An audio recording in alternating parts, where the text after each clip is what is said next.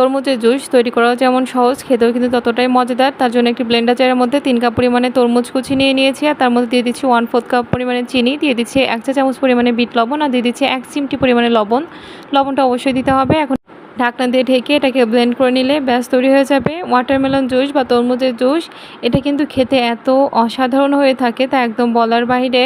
আর এর মধ্যে কিন্তু কোনোভাবে কোনো পানি অ্যাড করা যাবে না, এমনিতেই কিন্তু অনেক বেশি পাতলা একটা জুস তৈরি হবে। আর এই যে খুব ভালো করে ব্লেন্ড করে নেওয়ার পরে এখন একটি ছাঁকনি দিয়ে ছেঁকে নিচ্ছি, চাইলে না সেঁকলেও পারেন, তবে আমি যেহেতু বিচিগুলো সহ দিয়েছি তাই সেঁকে নিয়েছি। আর এখন যদি সার্ভ করে নিব তার জন্য বরফ কুচি দিয়ে নিয়েছি, আর দিয়েছি 1 ফালি লেবুর স্লাইস। আর এখন এই যে ছেঁকে নেওয়া তরমুজের জুসটা দিয়ে দিচ্ছি। লেবুর স্লাইসটা অবশ্যই দেওয়ার চেষ্টা করবেন, এতে করে কিন্তু সুন্দর একটি ফ্লেভার যোগ হয়। আর এই যে ঠান্ডা ঠান্ডা তরমুজের জুস বা ওয়াটারমেলন জুস একদম রেডি খাওয়ার জন্য। এই গরমে এরকম একটা জুস কিন্তু একদম কলিজা ঠান্ডা করে দিতে পারে, সারাদিনের ক্লান্তি দূর করে দিতে পারে। চাইলে